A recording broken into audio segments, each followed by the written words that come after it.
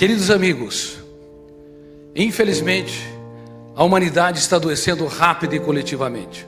Uma em cada 2 pessoas, cedo ou tarde, vai desenvolver um transtorno psiquiátrico. Nós estamos falando em mais de 3 bilhões de seres humanos. Antigamente, a exceção desenvolvia um transtorno emocional. Hoje, em todos os lugares, nós estamos assistindo pessoas que estão asfixiando o seu prazer de viver, registrando janelas traumáticas ou killer e tornando-se escravos em sociedade livres. Por isso, é vital aprendermos ferramentas para a prevenção dos transtornos emocionais e também para desenvolver habilidades para que o nosso eu se torne autor da nossa própria história, mesmo diante das contrariedades, das perdas, das frustrações, ou seja, mesmo nos dias mais tristes da nossa história. Nós podemos e devemos escrever capítulos nobres em experiências dramáticas, mas infelizmente o senso comum é ingênuo, não apenas no Brasil, na América Latina como um todo, mas também na América do Norte, na Europa, na Ásia. As pessoas acham que com o passar do tempo, elas amadurecem, com o passar das perdas, das crises, das dores emocionais, elas relaxam, se tornam mais maduras e sábias. E isso não é uma verdade, pelo menos não é uma verdade lógica, uma expectativa que sempre se verifica. Na verdade, o que ocorre é que, pelo fato de nós termos um biógrafo no cérebro que não havia sido estudado, chamado fenômeno RAM, registro automático da memória, esse biógrafo, ele tem predileção para registrar tudo aquilo que tem alto volume emocional. Portanto, uma perda, uma crise, uma traição, uma humilhação pública, um divórcio, uma rejeição social, uma crise de pânico, não importa a situação estressante, é registrada de maneira poderosa, construindo janelas encarcerantes, que são janelas especiais, chamadas janelas duplo P, janelas duplamente asfixiantes. Poder, P de power, poder de ser lida e relida continuamente, e quanto mais é lida e relida, mais o biógrafo expande, registra o núcleo traumático, e poder de nos fazer fixar-se nessas janelas e, consequentemente, impedindo-nos de viver uma vida solta, leve, encantadora, criativa. Nunca se esqueça, pelo fato de nós termos um biógrafo inconsciente, não autorizado, que está arquivando todas as experiências intelectuais, emocionais, todas as imagens mentais, todas as fantasias, toda a autopunição, autocobrança, todo o pensamento mórbido e pessimista, nós podemos desertificar o que nós temos de melhor. Freud acreditava que uma pessoa só desenvolve transtorno emocional se ela experimentasse nos primeiros 7 anos de vida angústias que se instalariam no processo de formação da personalidade e se converteriam num conflito importante, num trauma significativo. Hoje nós sabemos que a mente humana é muito mais complexa do que ele imaginava, embora ele tenha sido um excelente, um notável pensador. Em qualquer época nós podemos adoecer, mesmo tendo tido uma infância feliz, uma adolescência saudável, tranquila, sem grandes estímulos estressantes. Se ao longo da vida passarmos por experiências que abarcam um volume de dor e de angústia intenso, e se o nosso eu não aprender a desenvolver gestão da emoção, se o nosso eu não aprender a intervir nos pensamentos, a filtrar esses estímulos estressantes, o biógrafo imediatamente vai arquivar janelas traumáticas.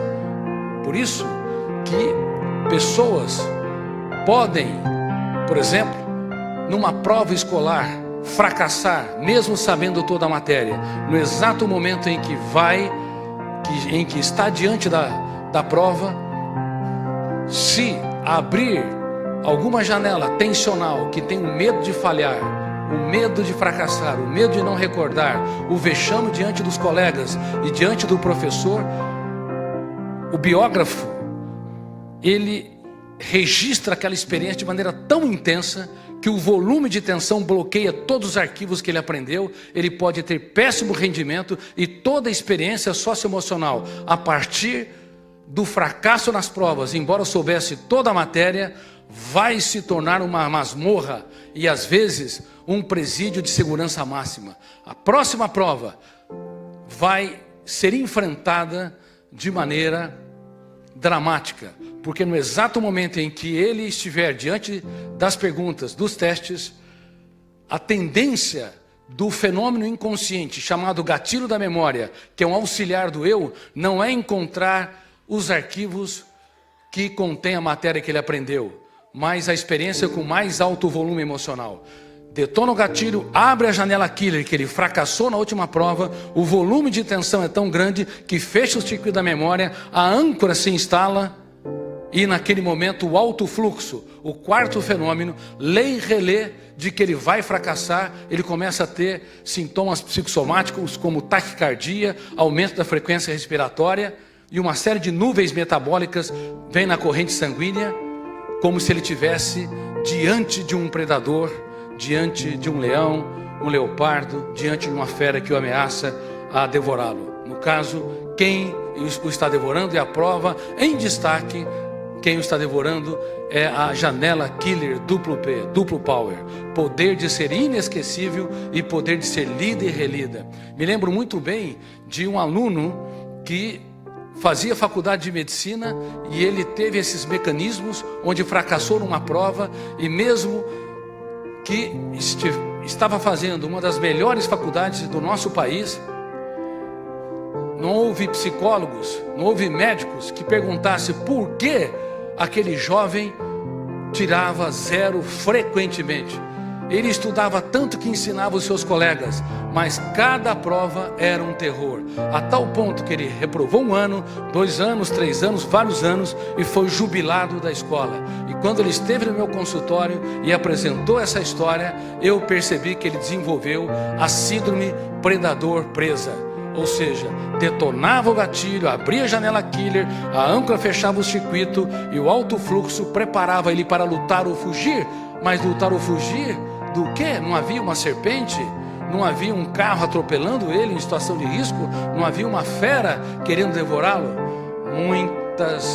Há muito mais feras no cérebro humano do que nas savanas africanas.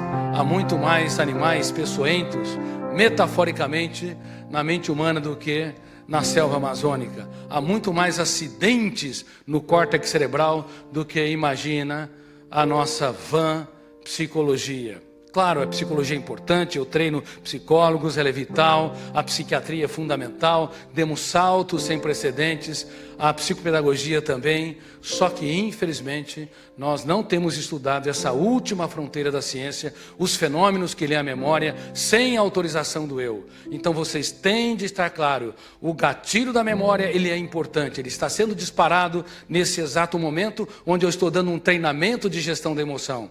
E os meus leitores no Brasil e em vários países que estão me vendo simultaneamente estão aprendendo essas ferramentas. É a Academia de Gestão da Emoção dando a oportunidade para que as pessoas possam desenvolver um eu que não seja fraco, frágil, inseguro, um eu que seja líder de si mesmo.